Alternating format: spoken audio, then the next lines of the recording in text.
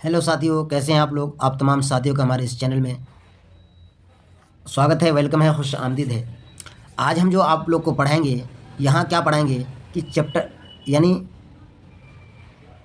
Bihar board परीक्षा कक्षा 12 का, बिहार बोर्ड परीक्षा कक्षा 12 का ज्योग्राफी सब्जेक्ट, कौन सा सब्जेक्ट, ज्योग्राफी सब्जेक्ट का, यानी चैप्टर नंबर 9 है, जो कहा जाता है कि चैप्टर का नाम क्या है, अंतर्राष्ट्रीय व्यापार। अब अंतर्राष्ट्रीय व्यापार क्या है, यानी इंटरनेशनल बिजनेस जो होता है वो अंतर्राष्ट्रीय व्यापार यानी चैप्टर नंबर 9 है। और इस चैप्टर में हम ऑब्जेक्टिव क्वेश्चन को लेकर के आए हैं जो काफ़ी इंपॉर्टेंट है और महत्वपूर्ण है। तो आप तमाम साथियों के लिए क्या है कि हमारा टारगेट फॉर एग्ज़ाम, बोर्ड परीक्षा के लिए नंबर 1। आप इस चैनल के माध्यम से क्लास 12 का बेहतर तरीके से तैयारी कर सकते हैं और 90+ मार्क्स लेकर के आ सकते हैं। तो आप हमारे इस चैनल के तमाम वीडियोस को नंबर 1 से लेकर आखिर तक देखिए। और इससे पहले जो वीडियो आपने नहीं देख पाया तो इस वीडियोस के डिस्क्रिप्शन में उसका लिंक दिया हुआ है, आप वहां से जाकर के देख सकते हैं सभी वीडियोस को 1 नंबर से लेके 8 नंबर तक। ये 9वां चैप्टर है जो इसका ऑब्जेक्टिव हम जो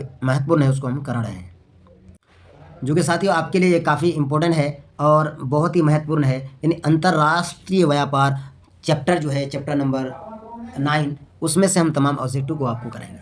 तो अंतर्राष्ट्रीय क्या है, ये एक दो देश जैसे कि भारत पाकिस्तान हुआ, भारत अफगानिस्तान हुआ, भारत और चीन हुआ, भारत और बांग्लादेश हुआ, ये दोनों देशों, ये सब देशों के जो पड़ोसी देश हैं, जिसको आप सार्क के नाम से भी जान सकते हैं कि भारत का सार्क देशों में 8 आते हैं, जिसको अपना याद रखने का ट्रिक है अपना MBBS। ये पड़ोसी देशों के बारे में भी पूछता है। इन्हीं चीज़ों के बारे में ये तमाम ऑब्जेक्टिव क्वेश्चंस आपके लिए रहेगा। तो आप लोग ज़रूर यहाँ ध्यान से देखेंगे तमाम तर क्वेश्चन को कि किस तरीके से यहाँ आपको ये क्वेश्चन सोल्व कराया रहा है। तो चलिए दोस्तों शुरू करते हैं कि कहता है कि दो देशों के माध्यम यानी दो देशों के मध्य व्यापार कहलाता है। यानी एक देश जैसे भारत और पाकिस्तान के बीच अगर व्यापारी किया जाए, लेन देन किया जाए, खरीद फरोख्त किया जाए, तो उसको क्या कहेंगे, अंतर्देशीय व्यापार कहेंगे या बाह्य व्यापार कहेंगे या स्थानीय व्यापार कहेंगे या अंतर्राष्ट्रीय व्यापार कहेंगे। तो दोस्तों इसका यानी एक देश के बाद जब दूसरे देश में अगर हम सप्लाई करते हैं तो वो अंतर्राष्ट्रीय के अंदर आ जाता है। तो ऑप्शन नंबर डी इसका बिल्कुल राइट है।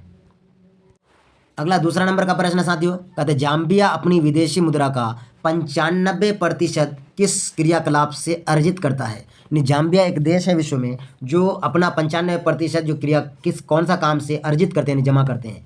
तांबे का निर्यात से, नकदी फसलें से, रबर निर्यात से या मशीनों का निर्यात से। तो क्या है, ऑप्शन नंबर ए बिल्कुल इसका राइट है, यानी कि तांबे के निर्यात से। ऑप्शन नंबर ए बिल्कुल राइट है, तांबे का निर्यात करके वो इसका काम करते हैं। यानी कि 95% क्रियाकलाप जो मुद्रा का अर्जित करता है, जमा करता है, वो तांबे का निर्यात से ही करते हैं। कौन, जाम्बिया।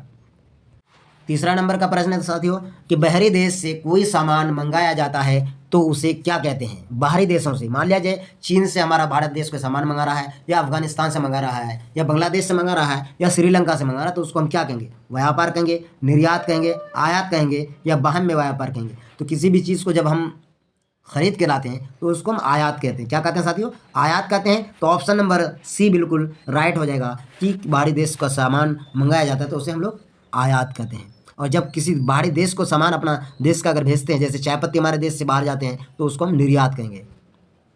4 नंबर का प्रश्न है साथियों, करें कि संसार के अधिकांश महान पत्तन इस प्रकार वर्गीकृत किए गए, किस प्रकार वर्गीकृत किए गए हैं अधिकांश महान पत्तन।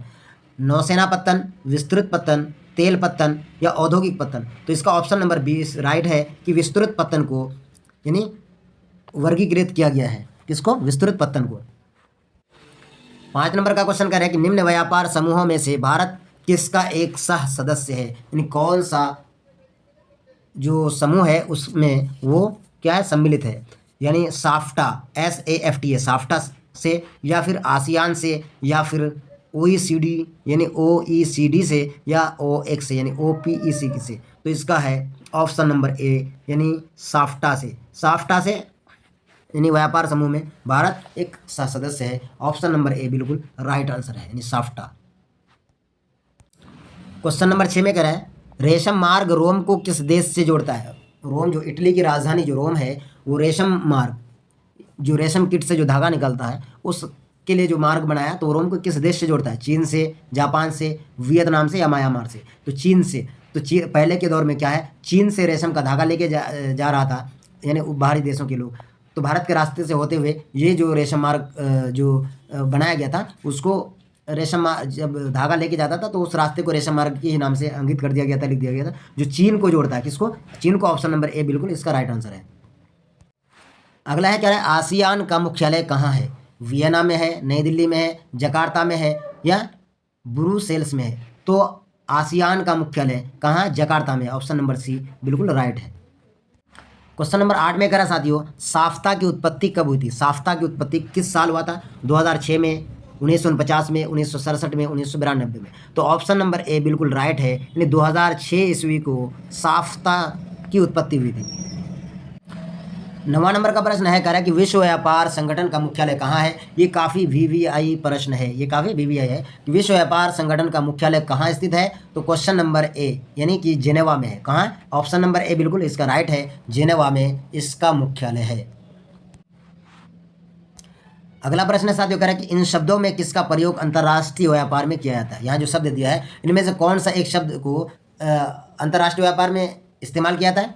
डंपिंग, व्यापार संतुलन, मुक्त व्यापार या इनमें से सभी? तो इनमें से सभी शब्दों का प्रयोग किया जाता है, इसलिए ऑप्शन नंबर डी इसका बिल्कुल राइट है। इन्हें डंपिंग का भी इस्तेमाल किया जाता है, व्यापार संतुलन का भी प्रयोग किया जाता है, मुक्त व्यापार का भी इस्तेमाल किया जाता है, इसलिए इसमें से सभी ऑप्शन हो जाएगा राइट।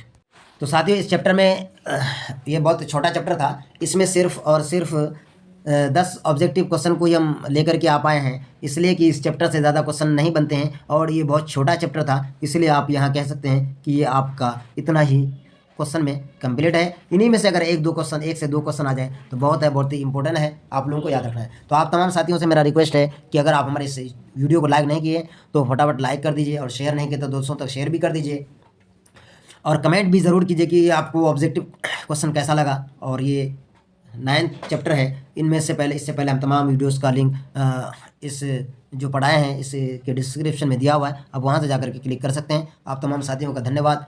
जय हिंद।